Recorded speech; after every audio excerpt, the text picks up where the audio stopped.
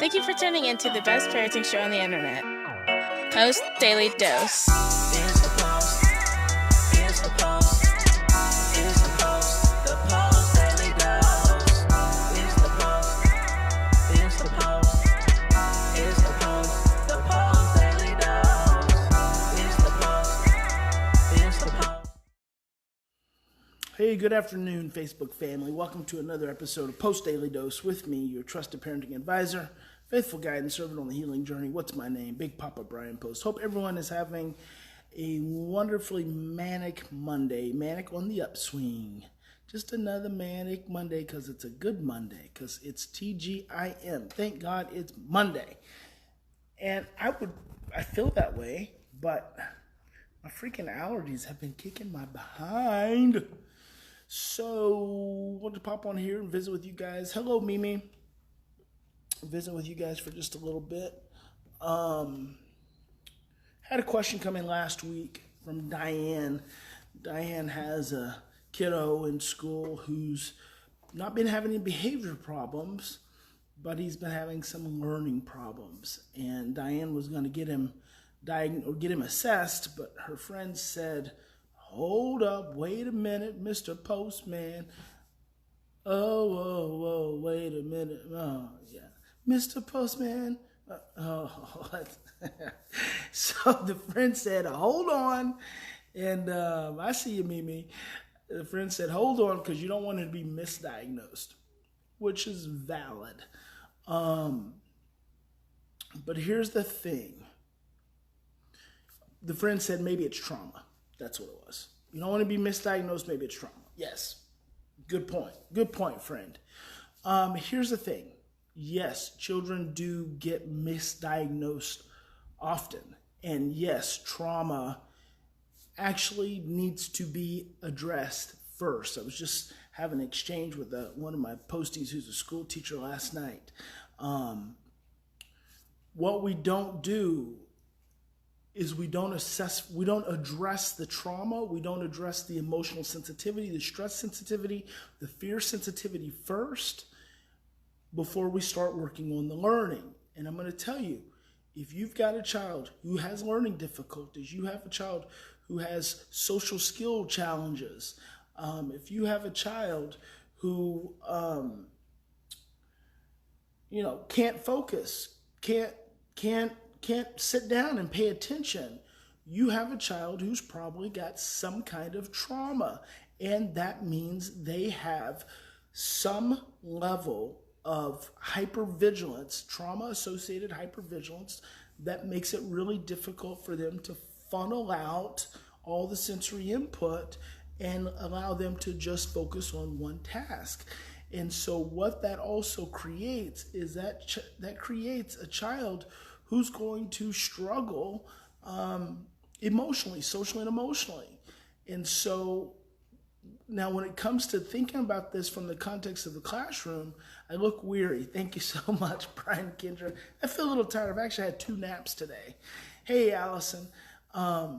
When you think about this in the context of the child in the classroom, a assessment for learning styles is very important.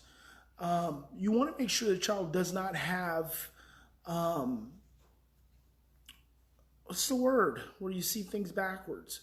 You want to assess and make sure the child is not dyslexic, okay, because that's very important. A lot of kids, a lot of institutions misdiagnosing dyslexia. So they just think that it's a learning disorder when in fact the child actually doesn't see things the way everyone else sees them. So that's something good to be tested for. And I think probably in this instance it's worrying less about a diagnosis, because you're almost going to definitely end up with an ADHD diagnosis. Schools love to give kids ADHD diagnoses. I personally feel like that's an elementary diagnosis just because it's so basic. Almost any child who's diagnosed ADHD has trauma in their history. So unless you're addressing the PTSD, just labeling them ADHD is kind of giving them doing them a disservice, because the next thing is just going to be medication. Assessing for learning styles. Is the child auditory? Are they visual? Are they kinesthetic? A lot of children diagnosed with ADHD are actually mislabeled kinesthetic learners. Kinesthetic learners need to be able to move when they learn. They need to be able to be physical and active, and they learn best that way. They don't learn best through just looking and reading off the board or reading the book or just listening to the teacher. They learn through being engaged. Hey there, Mama Wilma. And thank you, Catherine. Emily says, if only we could get the public school system to get it. Yes, it is. It can be extremely frustrating. So here's the thing. You want to, and this actually it got me a little frustrated last night because my Posty school teacher was talking about her child, and I'm like, golly, it's so frustrating how we want to pigeonhole children around behaviors and we make no assessments and considerations for their emotional dysregulation.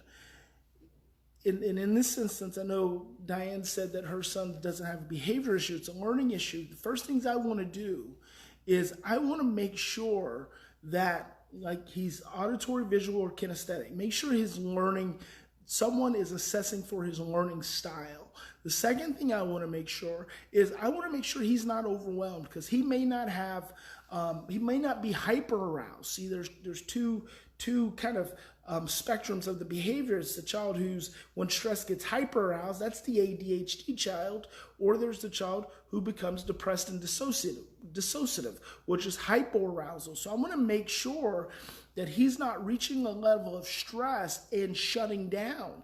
That could be a real source of challenge for him.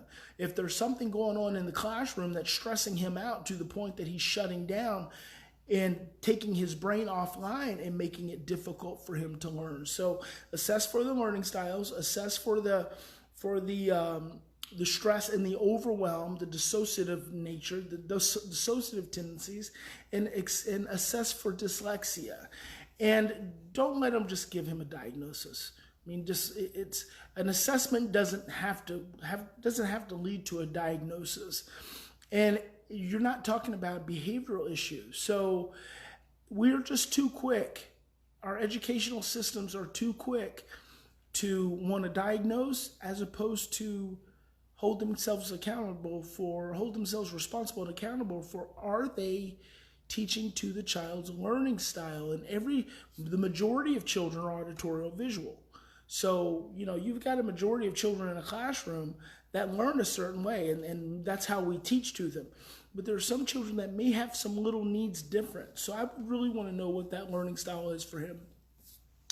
Check that dyslexia and find out what may be going on in the classroom or what may be going on in school that could be causing him to feel stressed out and overwhelmed, and therefore making it impossible for him to learn and remember, because remember what Joseph Ledoux says: in times of stress, our thinking becomes confused and distorted, and our short-term memory is suppressed. So this is like school education success 101.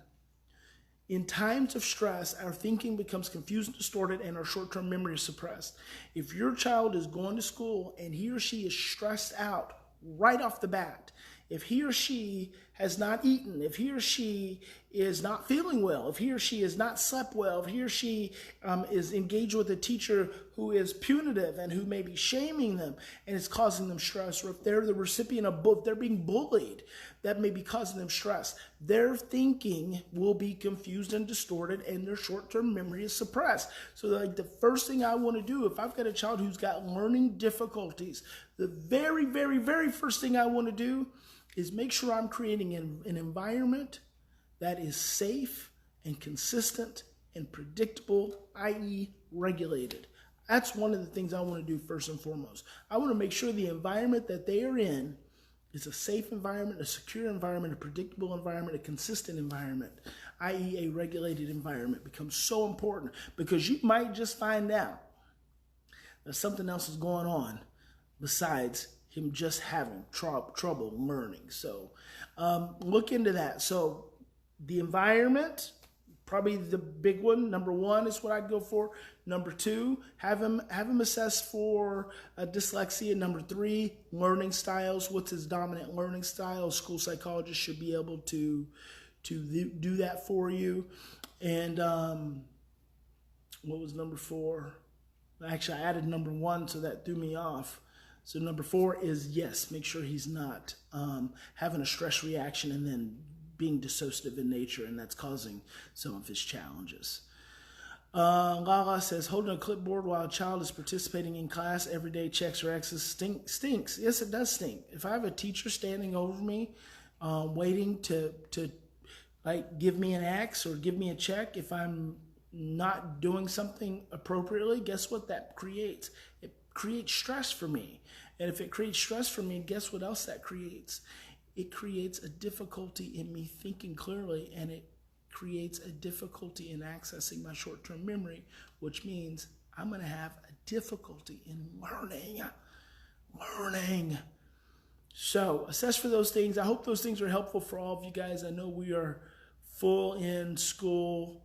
Today was Columbus Day, so I don't know if or Native American Day. I'm not even sure what day it's recognized as now, but some states aren't recognizing it as Columbus Day. Now they're recognizing it as Native American Day, which is pretty cool. So there you have it. Hope you guys are doing good. Remember, in any given situation, we always have 2 choices. Oh, before I tell you that, let me tell you that. We always have 2 choices. You can continue to react from your same imprints of stress, fear, and overwhelm, or you can stop. You can take 3 to 10 deep breaths, and you can choose love. Now, I saw The Joker last week. Loved it. I loved it. Now, I wouldn't recommend it for small children, obviously. And I was with one of my families who had their 2 teenage children, so I plan on talking to them about it and getting their perspective. It's interesting that there seems to be more movies these days kind of focused around adoption. So apparently The Joker was adopted. I love movies with backstories. Like I saw that Broadway play Wicked, which is the backstory of the Wicked Witch of the East, the witch with the green face. So cool. But so The Joker was adopted, and he was abused, physically and emotionally abused, and he grew up with a mom who had mental health issues. And just a ongoing series of events led to a psychotic break, which led to him kind of publicly becoming the Joker. So interesting. I think it's a movie worth watching. So anyway, Big Papa loves you guys. God bless you, and I hope you have a fantastic evening. And let's see. I'll see you tomorrow. Same bat time, same bat place. Good night, guys.